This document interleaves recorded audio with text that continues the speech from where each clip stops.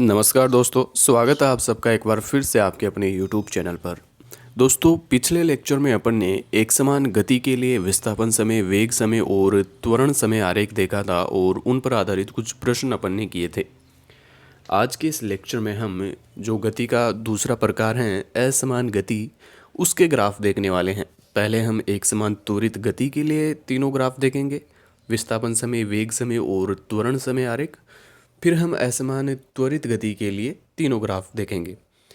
तो हम शुरू करते हैं असमान गति के लिए। ये जो टॉपिक हैं वो कंप्लीट हो गया है अपना। एक समान गति के लिए एस टी आरेख और वी टी तथा ए टी आरेख, ये तीनों अपन ने देख लिए हैं।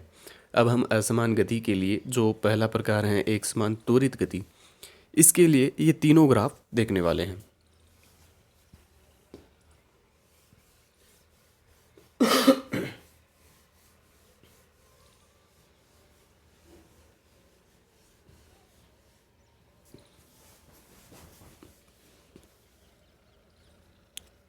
यहाँ हम शुरू करने जा रहे हैं असमान गति।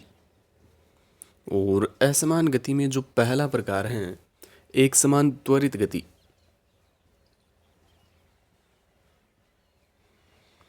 एक समान त्वरित गति, उसके आरेख हम देखेंगे। यदि दोनों की परिभाषाओं की बात करें हम, तो शॉर्ट फॉर्म में हम लिख सकते हैं असमान गति हम जानते हैं त्वरण जो है वो ज़ीरो नहीं होता है, और एक समान त्वरित गति में जो त्वरण होता है वो कांस्टेंट होता है। अब एक समान त्वरित गति में विस्थापन समय आरेख हम देखेंगे।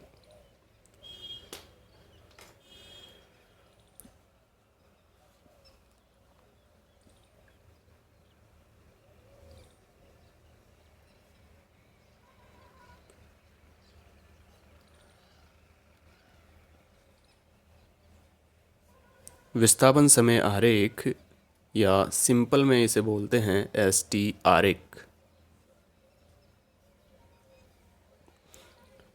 एक समान गति के लिए जब मैंने विस्थापन समय आरेख आपको पढ़ाया था, तो उस वक्त मैंने बताया था कि विस्थापन समय आरेख के किसी बिंदु पर खींची गई स्पर्श रेखा का ढाल उस बिंदु पर वेग को बताता है। तो वही वाली लाइन हम यहाँ पर फिर से लिखेंगे।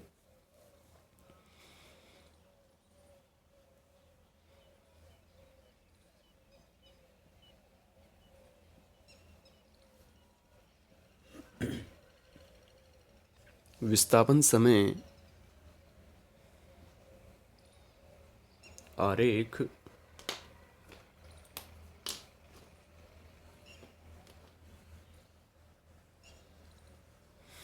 के किसी बिंदु पर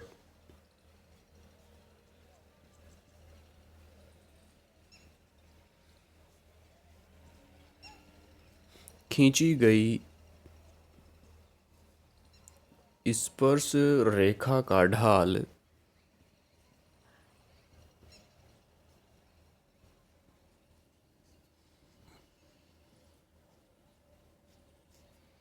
उस बिंदु पर वेग को बताता है।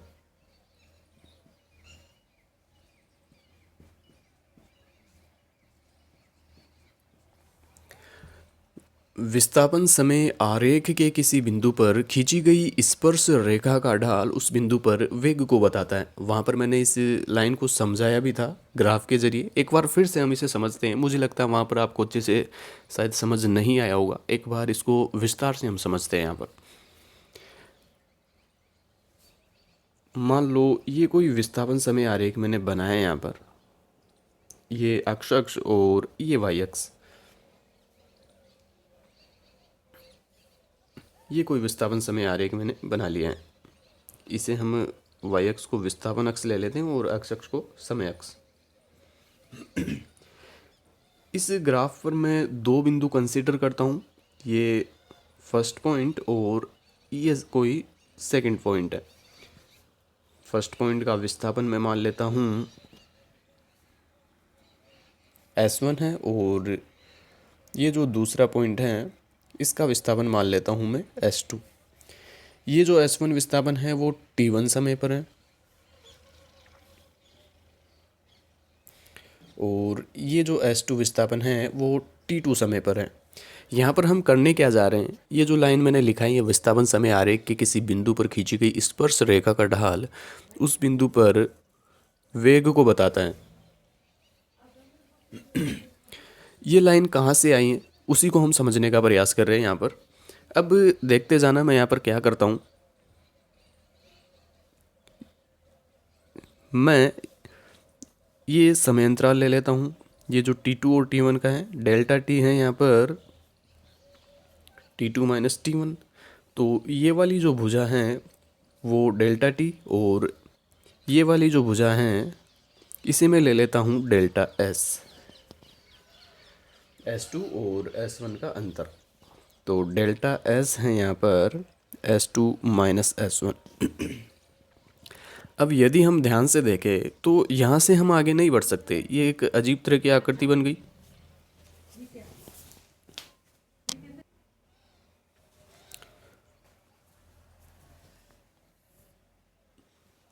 तो ये एक अजीब तरह की आकृति बन चुकी है जिसके साथ कुछ भी नहीं किया जा सकता।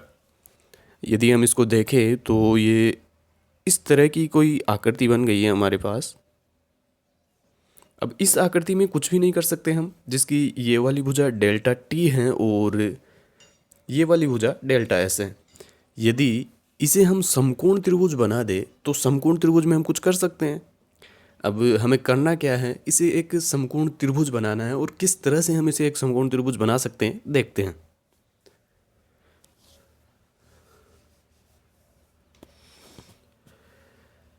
यदि मैं फर्स्ट वाले पॉइंट और सेकंड वाले पॉइंट के बीच की दूरी को घटा दूं यहाँ पर, मतलब सेकंड वाला जो पॉइंट है उसे पहले वाले पॉइंट के पास ले आऊँ एकदम, तो होगा क्या यहाँ पर। अभी तो ये आकृति कुछ इस तरह से है,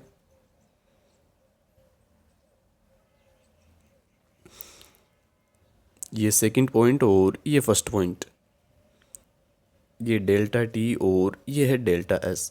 अब सेकंड वाले पॉइंट को मैं फर्स्ट वाले पॉइंट के एकदम पास लेके आ रहा हूँ, तो ये एक बहुत छोटी आकृति बनेगी कुछ इस तरह से, और उस स्थिति में डेल्टा T को हम dt लिखेंगे क्योंकि समय अंतराल बहुत छोटा हो जाएगा, ज़ीरो के एकदम नज़दीक, और ये जो है वो ds हो जाएगी। अब इस वाली आकृति को हम एक समकोण त्रिभुज मान सकते हैं। भाई कर्व के एक बहुत छोटे हिस्से को, जैसे एक वृत्त में भी हम देखते हैं तो वृत्त के एक बहुत छोटे भाग को एक सरल रेखा हम मान सकते हैं। वही वाला कॉन्सेप्ट यहाँ पर काम करता है, इस बहुत छोटे कर्व लाइन को हम सरल रेखा मान सकते हैं, और यहाँ पर ये एक समकोण त्रिभुज की भांति काम करेगा, और उसमें हम कुछ कर सकते हैं। तो यहाँ पर इसे एक समकोण त्रिभुज बनाने पर क्या होगा, जब फर्स्ट और सेकंड पॉइंट के बीच की दूरी को हम घटाएंगे, एकदम नज़दीक ले आएंगे, तो ये एक समकोण त्रिभुज बनेगा, और उस स्थिति में ये dt होगा और ये होगा ds। विस्थापन घट जाएगा, जब दोनों नज़दीक आएंगे तो बहुत छोटा विस्थापन होगा और बहुत कम समय अंतराल होगा, जीरो के एकदम नज़दीक। तो ये एक समकोण त्रिभुज बनेगा, और इस वाले समकोण त्रिभुज में हम tan थीटा वाला फॉर्मूला लगा सकते हैं, जो कि होता है लंब बटे आधार। यहाँ पर लंब है ds और आधार है dt। ये जो थीटा है, थीटा कोण हम इसको मान रहे हैं। जब दोनों पॉइंट एकदम नज़दीक आ जाएंगे तो उस एक ही बिंदु पर होंगे एक तरह से ये दोनों, और उस पर एक स्पर्श रेखा यदि हम खींचेंगे तो वो मान लेते हैं थीटा कोण बना रही है। एक बार फिर से मैं इसको बना देता हूँ दोनों पॉइंट को नज़दीक करके, ताकि अच्छे से समझ आए।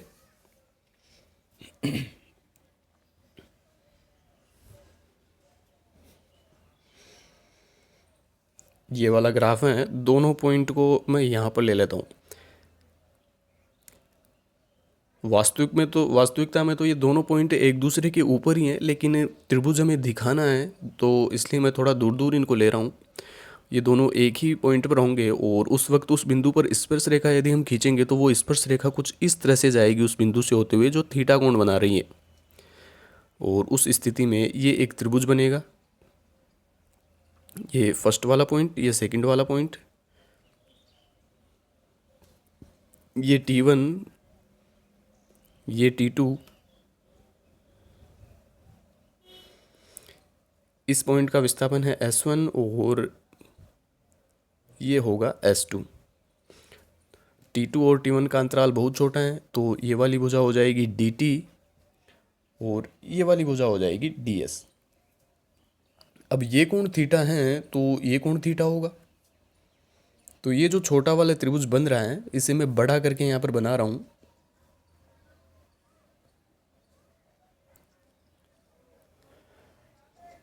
ये भुजा DT और ये DS। यहाँ पर हम tan थीटा लगा सकते हैं। ये समकोण त्रिभुज हैं। tan थीटा होता है लंब बटे आधार, ये होगा DS बटे DT। और DS बटे DT हम जानते हैं ये होता है वेग। और tan थीटा क्या होता है, मैंने लिखवाया था, ये होता है स्लोप। तो एक तरह से हम ये बोल सकते हैं कि वक्र के किसी बिंदु पर, ये एक और दो बिंदु एक ही बिंदु पर मौजूद है, बहुत छोटा है, मैंने यहाँ पर दूर दूर दिखाया है क्योंकि ये त्रिभुज हम बना सके। तो वक्र के किसी बिंदु पर खींची गई स्पर्श रेखा का ढाल उस बिंदु पर वेग को बताता है। इसी तरह से जो वेग समय आरेख होगा उसमें स्पर्श रेखा के किसी बिंदु वक्र के किसी बिंदु पर खींची गई स्पर्श रेखा का ढाल उस बिंदु पर त्वरण को बताएगा। सेम यही वाला कॉन्सेप्ट वहाँ पर लगेगा। समकोण त्रिभुज में बनाना होगा, वहाँ पर भी दोनों पॉइंट को एकदम पास में लाकर, और फिर हम देख सकते हैं वहाँ पर जो ढाल होगा वो त्वरण को बताएगा। तो अब मुझे लगता है आपको ये कंसेप्ट समझ में आ जाना चाहिए कि क्यों विस्थापन समय आरेख के किसी बिंदु पर खींची गई स्पर्श रेखा का ढाल वेग को बताता है।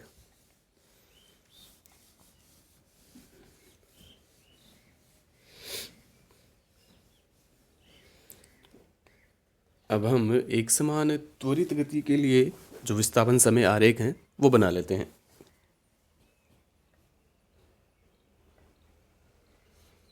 यहाँ पर भी हम उसी तरह से पढ़ेंगे। पहले हम ग्राफ बनाएंगे और फिर हम देखेंगे, ये सिद्ध करेंगे कि जो ग्राफ मैंने बनाया है वो एक समान त्वरित गति का ही विस्थापन समय आरेख है।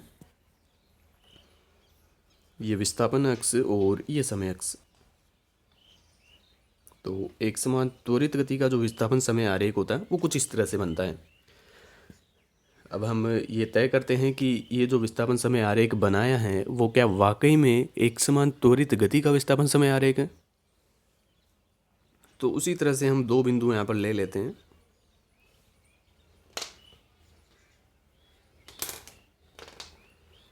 ये पहला पॉइंट और ये सेकंड पॉइंट। इस बिंदु पर हम स्पर्श रेखा खींचेंगे तो वो स्पर्श रेखा कुछ इस तरह से जाएगी, और इस बिंदु पर जो स्पर्श रेखा हम खींचेंगे वो स्पर्श रेखा कुछ इस तरह से जाएगी। ये θ1 कोण और ये θ2 कोण। यहाँ पर हम देख सकते हैं θ2 का मान θ1 से ज़्यादा है। θ2 ज़्यादा है θ1 से। अब मैं tan थीटा ले रहा हूँ, यहाँ पर दोनों तरफ tan ले रहा हूँ, तो ये बन जाएगा tan θ2 और ये बन जाएगा tan θ1। मतलब यदि θ2 ज़्यादा है θ1 से तो tan θ2 ज़्यादा होगा tan θ1 से। और tan θ2 हम जानते हैं स्लोप होता है, दूसरे वाले बिंदु के लिए स्लोप होगा ये, और tan θ1 पहले वाले बिंदु का स्लोप होगा। और हम जानते हैं विस्थापन समय आरेख के किसी बिंदु पर खींची गई स्पर्श रेखा का ढाल उस बिंदु पर वेग को बताता है। तो ये जो दो बिंदु का स्लोप है वो वेग को बताएगा दूसरे बिंदु पर, और ये पहले बिंदु का जो ढाल है वो पहले बिंदु पर वेग को बताएगा। मतलब V2 का मान V1 से ज़्यादा है। यहाँ पर हम देख सकते हैं वेग बदल रहा है समय के साथ। यहाँ पर वेग V1 है, यहाँ पर वेग V2 है, और V2 का मान V1 से ज़्यादा है तो कण का जो वेग है वो समय के साथ लगातार बदल रहा है।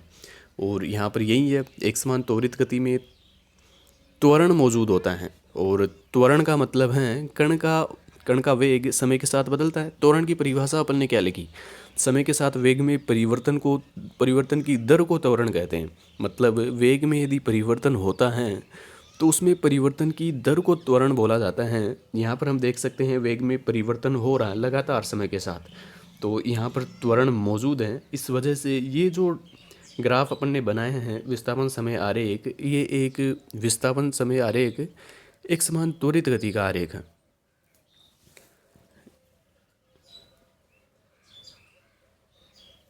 विस्थापन समय आरेख का ही एक और आरेख बनेगा यहाँ पर एक समान त्वरित गति के लिए।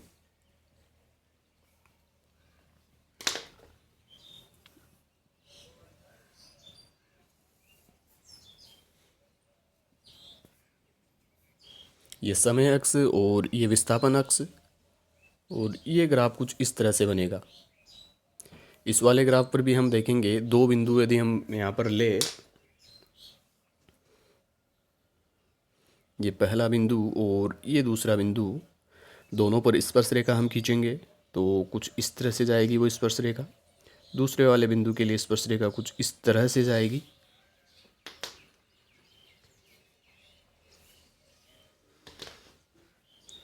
ये स्पर्श रेखा θ1 कोण बना रही है, ये स्पर्श रेखा θ2 कोण बना रही है। यहाँ पर θ1 का मान ज़्यादा है θ2 से। यदि हम इसको अच्छे से बनाएंगे तो ये आपको और अच्छे से दिखेगा कि θ1 θ2 से ज़्यादा है। यहाँ पर θ1 ज़्यादा है θ2 से, तो tan θ1 ज़्यादा होगा tan θ2 से, और tan θ1 क्या है, यहाँ पर स्लोप है पहले बिंदु का, और tan θ2 ये स्लोप है दूसरे बिंदु का। और विस्थापन समय आरेख में वक्र के किसी बिंदु पर खींची गई स्पर्श रेखा का ढाल उस बिंदु पर वेग को बताता है, तो ये v1 हो जाएगा, ये v2। कहने का मतलब पहले वाले बिंदु पर वेग ज़्यादा है, दूसरे वाले बिंदु पर वेग कम है, वेग समय के साथ बदल रहा है, मतलब त्वरण मौजूद है। तो ये जो विस्थापन समय आरेख बनाया गया है ये एक समान त्वरित गति के लिए विस्थापन समय आरेख है। सेम इसी तरह से हम वेग समय आरेख भी बना सकते हैं।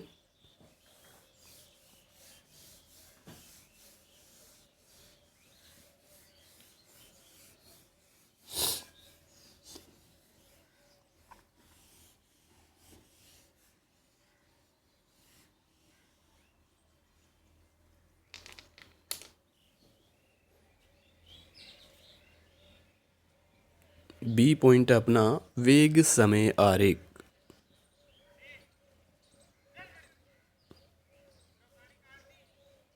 और शॉर्ट में इसे बोला जाता है वीटी आरेख।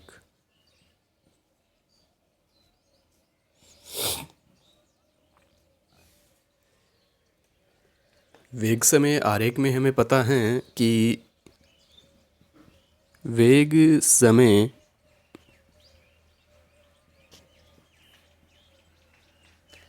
आरेख के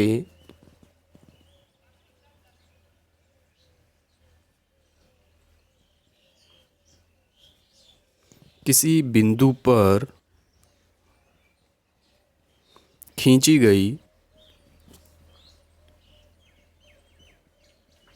स्पर्श रेखा का ढाल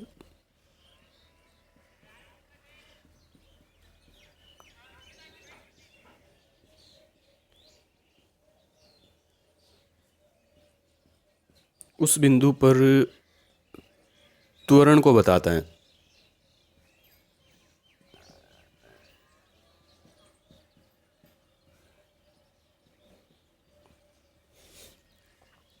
वेग समय आरेख के किसी बिंदु पर खींची गई स्पर्श रेखा का ढाल उस बिंदु पर त्वरण को बताता है। अब हम वेग समय आरेख बना लेते हैं इसके लिए।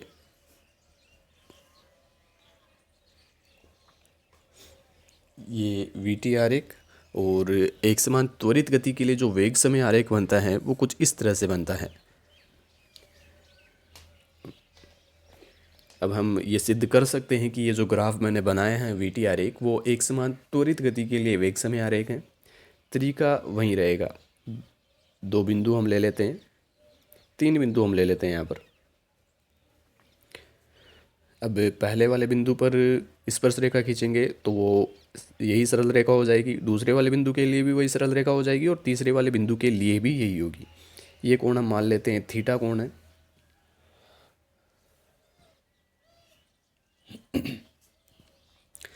पहले वाले बिंदु की यदि हम बात करें तो पहले वाले बिंदु पर जो स्पर्श रेखा खींची गई है वो पहले वाले बिंदु पर त्वरण को बताएगी, उस स्पर्श रेखा का ढाल।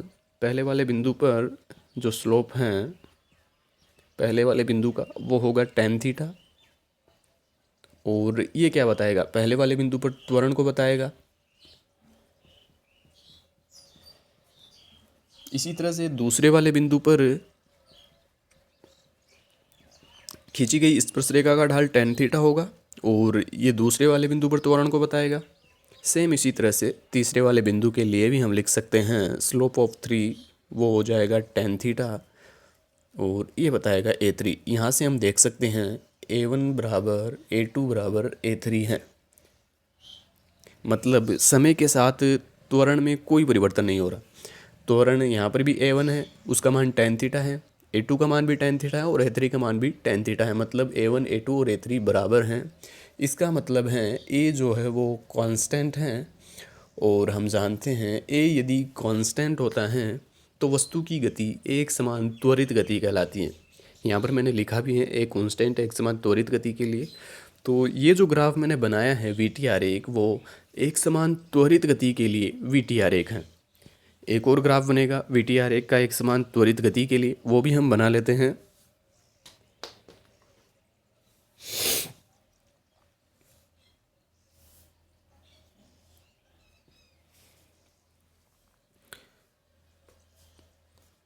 ये कुछ इस तरह से बनेगा।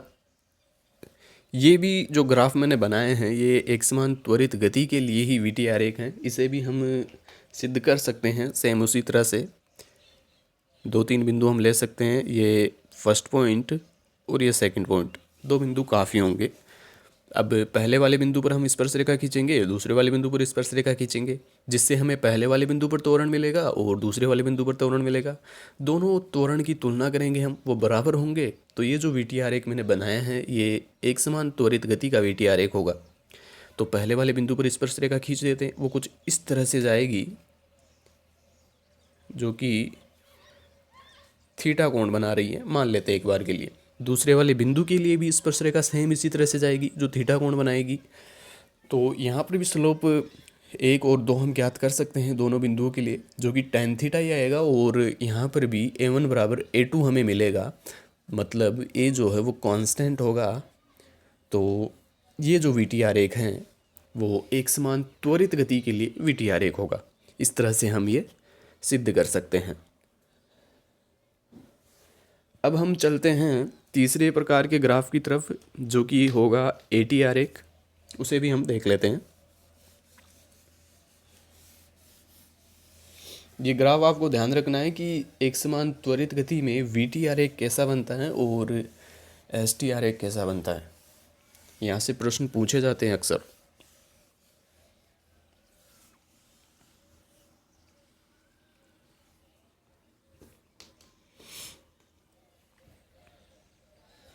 तीसरा ग्राफ है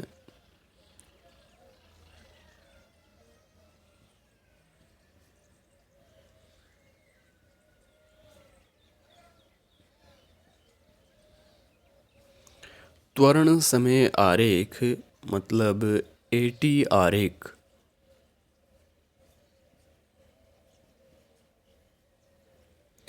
और एक समान त्वरित गति के लिए जो AT आरेख बनता है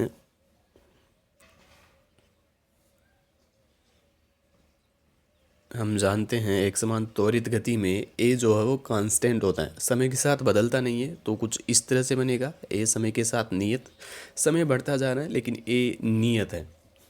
तो इस तरह से AT आरेख बना सकते हैं। ये तो पहले प्रकार का। और एक और AT आरेख बन सकता है जो कि नीचे की ओर होगा यदि कण का त्वरण ऋणात्मक होता है। ये वाला जो ग्राफ है वो कण का त्वरण जब पॉजिटिव होता है तो उसके लिए है। मतलब कण निर्देश तंत्र की धनात्मक दिशा में त्वरित गति कर रहा है एक नियत त्वरण से। इसका मतलब है इस वाले ग्राफ का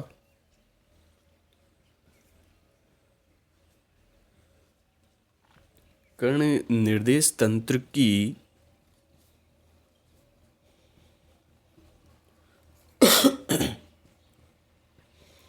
धनात्मक दिशा में नियत त्वरण से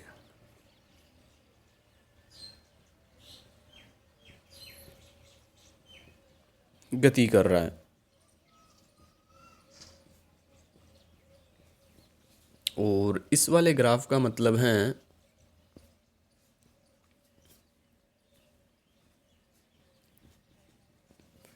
कण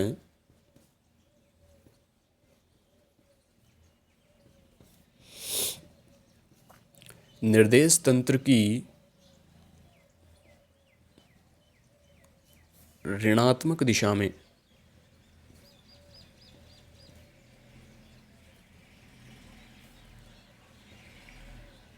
नियत त्वरण से गति कर रहा है। यदि हम निर्देश तंत्र में इनको समझना चाहे तो एक बार यहाँ पर मैं बना लेता हूँ एक निर्देश तंत्र। ये मूल बिंदु है निर्देश तंत्र का, ये निर्देश तंत्र की पॉजिटिव डायरेक्शन और ये निर्देश तंत्र की नेगेटिव डायरेक्शन। इस वाले ग्राफ की यदि हम बात करें तो कण कुछ त्वरण से गति कर रहा है। ये हम मान लेते हैं 1 2 3 4 मीटर पर सेकेंड स्क्वायर में है।